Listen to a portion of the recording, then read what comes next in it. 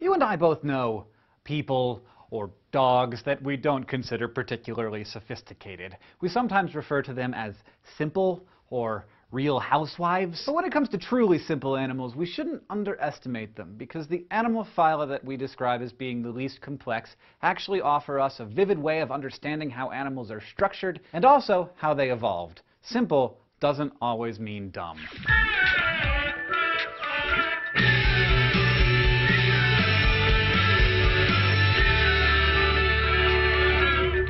Unlike those dullards that we've all met in our lives, animals aren't considered simple because they apparently take things for granted, or they think that reality TV is reality. Their simplicity has to do with their tissue complexity. As you know, almost all animal cells are organized into tissues that perform specialized functions. The more different kinds of specialized cells an animal has, the more complex it is. And this complexity is determined in the embryonic phase. As embryos, most animals either form 2 layers of early tissue, called germ layers, or they form 3. By exploring the very simplest phyla, from animals with no layers at all, aka sponges, to the most basic of 3-layer animals like mollusks, you can see how a not totally amazing sounding change in tissue results in truly fundamental and amazing changes. So the places in the animal family tree where these transitions take place, from no layers to 2 layers and from 2 layers to 3, are some of the most important benchmarks in animal evolution. Let's start with the very simplest of animals. In the phylum Porifera,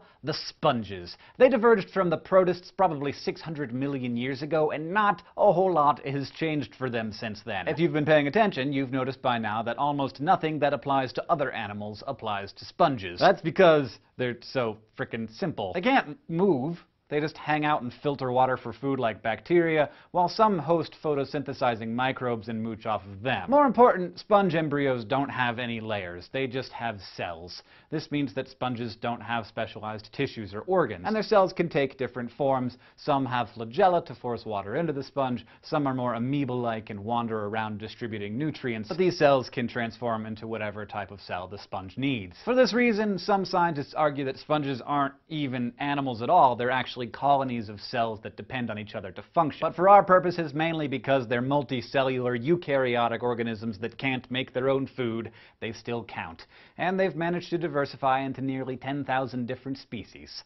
So good for them. Things get more interesting with cnidaria, which include jellies, sea anemones, corals, and hydras. They got a couple of sweet evolutionary breaks that made them animals that you do not want to mess with. First and most important break is that they develop 2 germ layers. You'll remember these layers are called the endoderm, or the inside derm, and the ectoderm, the outside derm, and they form a tube that allows an animal to ingest, digest, and get rid of stuff. This makes cnidaria among the oldest living descendants of the world's first diploblast, which is the common ancestor of all true animals. But still, jellies and anemones and other cnidarians have only one hole that serves as both mouth and anus, and they don't have any organs, so still pretty simple. Their second evolutionary break is in their ectoderm, which contains stinging cells called cnidocysts.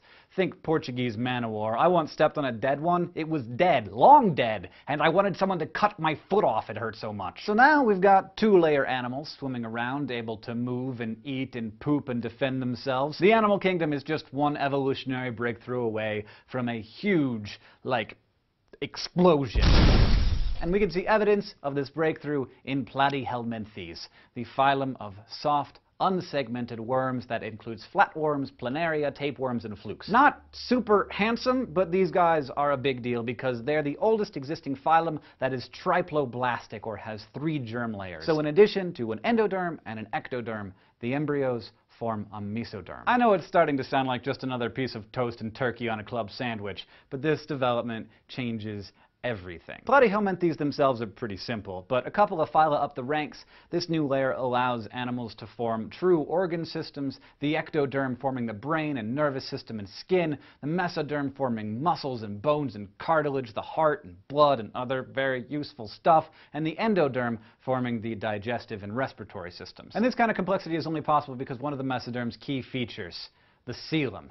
a fluid-filled cavity that stores and protects the major organs. It allows the internal organs to move independent of the body wall, and the fluid can provide some shock resistance. Coeloms are where all the action happens when it comes to organ systems, but not all triploblasts have them. From here on, we can assess the complexity of an animal by whether it has a coelom or not, and if so, how complete it is. For instance, because they're the simplest of the triploblasts, platyhelminthes have their mouths and buttholes on opposite ends of their bodies, which is awesome for them. But they're acoelomates. They don't have a coelom, which tells us that they're still on the shallow end of the pool, complexity-wise. To give you an idea of how simple, you can cut a platyhelminthes in half, and both of the pieces will happily continue on with their wormy business. That, my friends, is simplicity. Now, you probably haven't forgotten that I mentioned an explosion a minute ago. Well, I'm not going to taunt you with talk of explosions without giving you one.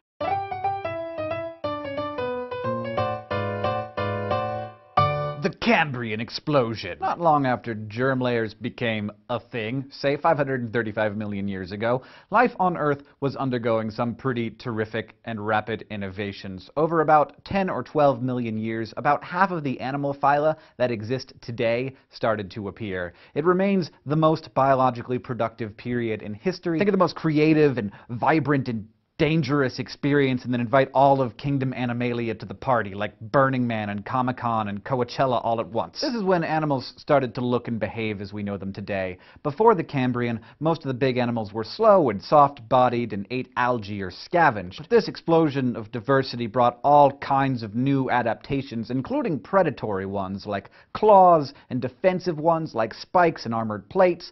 Shells and mineral skeletons made their first appearances. In fact, the adaptations were so many and so abrupt that in the 1800s, the abundance of fossils from this period was used to argue against evolution. Scientists offer a lot of different theories about what caused this explosion. It was probably a combination of a few of these things. For one, oxygen levels became very high in Cambrian seas, which allowed for larger bodies and higher metabolism. It's also thought that ocean chemistry changed, with more minerals becoming available for the production of shells and skeletons, and of course, with more diversity comes more competition and predation, which drove selective pressures on animals to become either better at hunting or better at defending themselves. It's pretty near the top of my list of places I want to go once I put the finishing touches on my time machine, but for now, we still have many modern animal phyla to remind us of this time of crazy awesomeness. So flukes are cool and all, but things start to get more complex with another phylum of mostly nasty parasites, Nematoda, unsegmented roundworms. These guys are pseudocoelomates, meaning that they have an incomplete body cavity. Unlike a true coelomate, whose body cavity is contained within the mesoderm, pseudocoelomates sort of improvise one between the mesoderm and the endoderm. The vast majority of nematodes live in soil, where they eat bacteria or fungus or parasitize plant roots, but humans host at least 50 nematode species, including hookworms, which burrow into our intestines and treat us like some kind of food court. But most nematodes are very, very small. A single teaspoon of forest soil can have several hundred in it. Rotifera, meanwhile, are tiny filter-feeding animals that live mostly in fresh or salt water, though some of them can live in damp soil. They're also pseudocoelomates like nematodes, and although they are way smaller than most flatworms, a big honkin' rotifer is like 2 millimeters long, they're anatomically more complex, as they have a stomach, jaws, and a tiny little anus. My favorite fun fact about Rotifera is that many of its species are known to exist entirely of females, and they reproduce through unfertilized eggs. Fossils of rotifers have been found as old as 35 million years, and in many cases, there's not a dude to be found. You go, girls. Okay, so now for some of the big dogs, the phylum Mollusca. Mollusks might be kind of simple, but they're amazing, and some of them are incredibly smart. They take 4 different basic forms: the chitons, the snails, bivalves, and octopi and squid. Now, I realize it can be hard to see how an oyster and an octopus might be related, but mollusks have some important similarities. One, they all have a visceral mass, which is a true coelom, a body cavity completely within the mesoderm that contains most of the internal organs. 2, they also have a big muscular foot, which takes different forms in each class of mollusk. 3, they have a mantle, which in some mollusks makes a shell, and in others just covers the visceral mass. And 4, finally, all mollusks, except bivalves, have a radula, or a rasping organ on their mouth that allows them to scrape up food. So chitons are these headless marine animals covered with a plated shell on one side, and they use their foot to move around on rocks, scraping off algae with their radula. You know about bivalves. They have shells that are divided into two hinged halves like clams and scallops. They're filter feeders, so they trap particles of food in the mucus that covers their gills. Snails and slugs are the gastropods. One thing that sets them apart is a process called torsion, in which the visceral mass twists to the side during embryonic development, so that by the end of it, its anus is basically right above its head. Most gastropods also have a single spiraled shell, and most use their radula to graze on algae and plants. And last, but certainly not least, we have the cephalopods, which are the kings of the mollusks as far as I'm concerned. Cephalopods include octopi and squid, and they are obviously a lot different from other mollusks. For starters, they have tentacles that they use to grab their prey, which they then bite with their beaks and immobilize with poisonous saliva. And the foot of a cephalopod has been modified into a really powerful muscle that shoots out water to help it move and steer through the water. But probably the coolest thing about cephalopods is how smart they are. While a typical mollusk might have 20,000 neurons, an octopus has 500 million. If you just do a YouTube search for octopus, you'll find all kinds of videos of them opening jars and stealing people's video cameras. They're like freaking ocean ninjas. Cephalopods got skills. So remember, simple doesn't equal dumb. There is a lot to learn from our less developed cousins. Next time we'll talk about even more complex animals and what we have to learn from them. Until then, thank you for watching Crash Course Biology. If you want to review anything that we discussed in this video, we've put a table of contents over on one of my sides. I can never remember which one it is. I think it's that side. Yeah, that side. I'm getting a nod. If you have any questions on simple animals or other topics, you can get in touch with us on Facebook or Twitter, or of course, down in the comments below. Goodbye.